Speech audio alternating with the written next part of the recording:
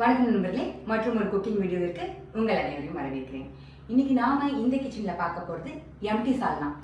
Chicken மட்டன்லாம் சாப்பிட வேணாம், vegetarian சாப்பிடணும் அப்படின்ற மாதிரி இருக்கும்போது அப்போ பரோட்டா சால்னா சாப்பிடணுன்றதா என்ன சாப்பிட்றது? அப்போ இந்த எம்டி சால்னா நமக்கு உதவிக்கு வரும். அதை எப்படி பண்ணுறதுன்னு பார்க்கலாம். முதல்ல நம்ம அரைக்க வேண்டிய பொருட்களை அரைச்சி எடுத்துக்கிட்டோம்னா மற்ற வேலை சட்டு புட்டுன்னு முடிஞ்சிடும். அவ்வளோதான். இப்போ நமக்கு அரைக்க தேவையான பொருட்கள் நான் சொல்லிடுறேன். நான் மொத்தமாக 5 தக்காளி எடுத்துகிட்டு இருக்கேன். அதில் 4 தக்காளி நமக்கு அரைக்கிறதுக்கு வேணும். கசகசா 1 ஸ்பூன் ஊற வச்சுருக்கேன். ஒரு 7-8 முந்திரி எடுத்திருக்கேன். 1 ஸ்பூன் பொட்டுக்கடலை, 1 ஸ்பூன் வேர்க்கடலை, அதே மாதிரி 1 ஸ்பூன் சோம்பு, பட்டை, கிராம்பு, லவங்கம் சும்மா 2 துண்டு எடுத்திருக்கேன். ஒரு 2 சில்லு தேங்காய் பொடியாக நறுக்கி வச்சுருக்கேன். அதுக்கப்புறம் நமக்கு தாளிக்கிறதுக்கு தேவையானது நமக்கு வெங்காயம் தேவை, கருவேப்பிலை, கொத்தமல்லி, அதுக்கப்புறம் பச்சை மிளகாய் தேவை. அந்த 5 தக்காளியில் 1 தக்காளி நம்ம தாளிப்போம்.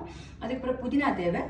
அப்புறம் மிளகாத்தூள் 1.5 ஸ்பூன், தனியாத்தூள் 2 ஸ்பூன், கரம் மசாலா ஒரு 1/2 ஸ்பூன், இஞ்சி பூண்டு பேஸ்ட் ஒரு 1.5 ஸ்பூன், தேவையான அளவு உப்பு.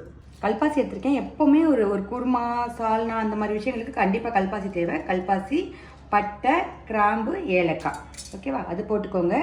அப்புறம் 1 ஸ்பூன் சீரகம் சொல்லியிருக்கேன், சோம்பு, அதை எடுத்துக்கோங்க. அதுக்கப்புறம் வேர்க்கடலை 1 ஸ்பூன், பொட்டுக்கடலை 1 ஸ்பூன், அப்புறம் ஒரு 7-8 முந்திரி பருப்பு, அதுக்கப்புறம் 1 ஸ்பூன் கசகசா ஊற வச்சுருக்கேன், அதையும் அதில் சேர்த்துக்கோங்க. அப்புறம் நம்ம எடுத்துக்கிட்டு இருக்க அந்த தக்காளி அதை 4ஆக கட் பண்ணி உள்ளே சேர்த்துக்கோங்க.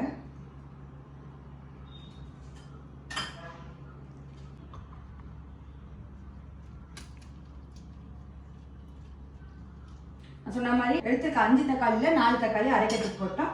அப்புறம் கடைசியாக இந்த தேங்காய் சேர்த்துக்கணும். இப்போ இது எல்லாத்தையும் நம்ம நைஸாக அரைச்சிட்டு வந்துடணும். கொஞ்சம் நைஸாக அரைச்சி எடுத்துக்கோங்க.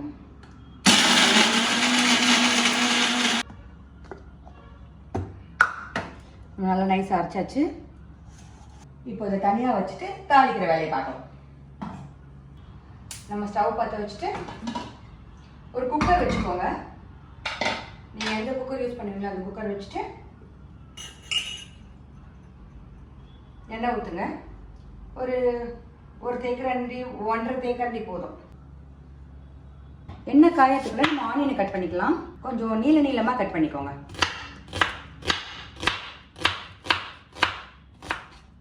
எண்ணெய் காஞ்சிருச்சு. இப்போ இந்த சோம்பு போட்டுக்கலாம். நம்ம ஏன் சோம்பு மட்டும் போடுறோம்னா, நம்ம அரைக்கிறதுல அந்த பேஸ்ட்ல வந்து பட்டை, கிராம்பு, லவங்கம், கல்பாசி எல்லாம் சேர்த்துட்டோம். சோம்பு கூட சேர்த்தோம்.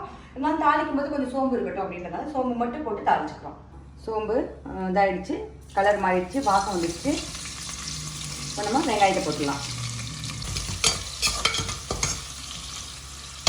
வெங்காயத்தை ஒரு வதக்கி விட்டுட்டு இப்போ நம்ம பச்சை மிளகாட்டியா அதை 2 லாக்கி இருக்கலாம். ஒரு 3 பச்சை மிளகாய் எடுத்துக்கிட்டேன். சும்மா வாசம் நல்லாயிருக்கும். போட்டு வதக்கி விடுங்க.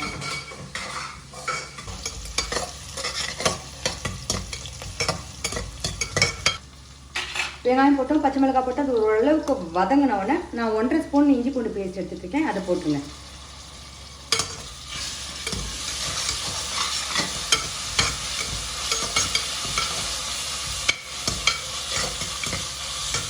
இப்போ வெங்காயம், பச்சை மிளகாய், இஞ்சி பூண்டு பேஸ்ட்லாம் வதங்கிட்டு இருக்கட்டும். நம்ம தக்காளியை கட் பண்ணிக்கலாம். மொத்தமாக 5 தக்காளி சொல்லியிருந்தேன், அதை 4 அரைச்சிட்டோம். இந்த 5 தக்காளின்றது நீங்கள் பார்த்தீங்கன்னா கொஞ்சம் மீடியம் சைஸ்க்கும் கம்மியான சைஸ் தான் இருக்குது, ஓகேவா? அது பார்த்துக்கோங்க. ஸோ தக்காளி நான் நீளமாக கட் பண்ணிக்கிறேன். வெங்காயம், இஞ்சி பூண்டுலாம் கொஞ்சம் வதங்கினோடனே தக்காளியும் கொஞ்சம் கருவேப்பிலையும் சேர்த்துக்கோங்க.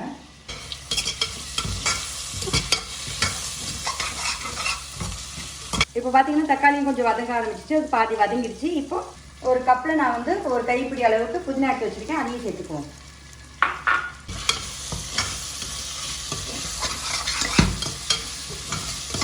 இப்போ நம்ம வதக்க வேண்டிய விஷயம் எல்லாத்தையும் போட்டோம். எல்லாம் நல்லா வதங்கட்டும். நல்லா கொஞ்சம் கண்ணுக்கு தெரியாத அளவுக்கு வதங்குற அளவுக்கு நம்ம வதக்கணும். இப்போ நம்ம வதக்கணும்னு சொன்ன பொருட்கள் எல்லாமே வதக்கிட்டோம். ஓரளவுக்கு நல்லா வதங்கிடுச்சு. இப்போ நம்ம மிளகாத்தூள்லாம் சேர்த்துடலாம். நான் 1.5 ஸ்பூன் மிளகாத்தூள் சொல்லியிருக்கேன், 2 ஸ்பூன் தனியாத்தூள், அப்புறம் ஒரு 1/2 ஸ்பூன் கரம் மசாலா தூள்.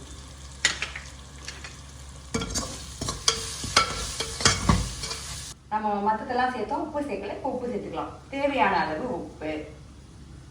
இப்போ எல்லாம் போட்டு ஓரளவுக்கு வதங்கிடுச்சு. அந்த மசாலா பொருட்கள் நல்லா வாசம் வரும். அந்த டைமில் நம்ம அரைச்சி வச்சுருக்கிறது சேர்த்துக்கோங்க.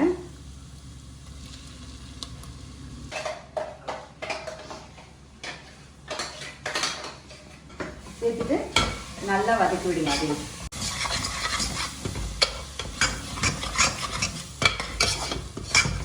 நம்மளோட மிக்சியை மறந்துடாதீங்க. தயவுசெய்து கழுவி அதை ஊற்றிடுங்க. ஊற்றி இதையும் கொஞ்சம் வதக்கி விடுங்க.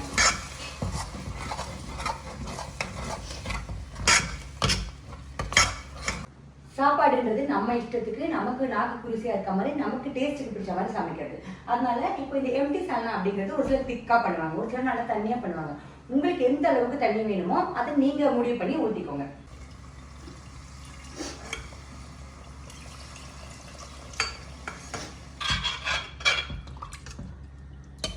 மூடி வைக்கிறதுக்கு முன்னாடி நம்ம வந்து அரைச்ச பொருட்கள்லாம் வதக்கும் போது அங்கங்கே ஒட்டி இருக்கும். தண்ணி ஊற்றி நல்லா எல்லாத்தையும் சரியாக எடுத்து விட்டுட்டு அதுக்கப்புறம் மூடி வைங்க.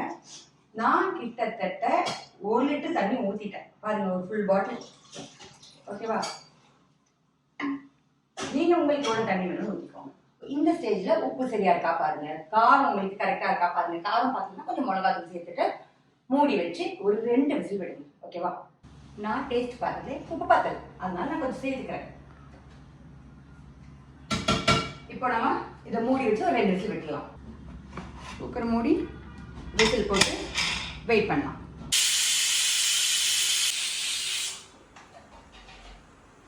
ஓகே, 2 விசில் வந்தாச்சு, ஆஃப் பண்ணியாச்சு. இப்போ நம்ம குழம்பு எப்படி இருக்குன்னு பார்த்துடலாம்.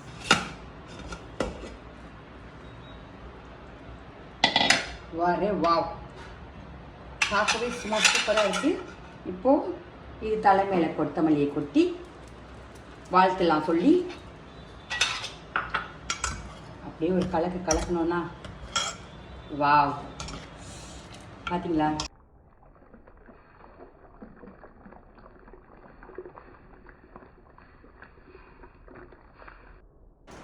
வாசம் ஊற தூக்குதுங்க.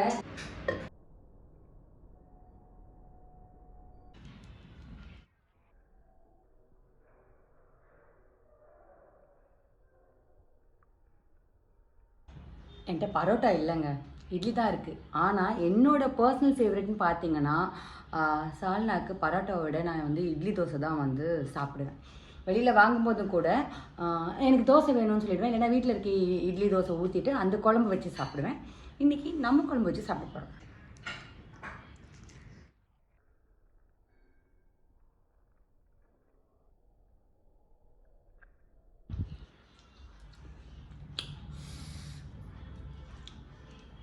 சொர்க்கம் மாதிரி இருக்குங்க, சூப்பராக இருக்குது, செம்ம டேஸ்ட்டாக இருக்குது. கண்டிப்பாக நீங்களும் பண்ணி பார்த்தா உங்களுக்கு ரொம்ப ரொம்ப ரொம்ப பிடிக்கும். பண்ணியிருப்பீங்க, இந்த மெத்தடில் பண்ணி பாருங்கள். இதை பண்ணி சாப்பிட்டு பார்த்துட்டு எப்படி இருந்துச்சுன்னு கண்டிப்பாக எனக்கு சொல்லுங்கள். இணைந்திருங்கள் நண்பர்களே, தொடர்ந்து பயணிப்போம்.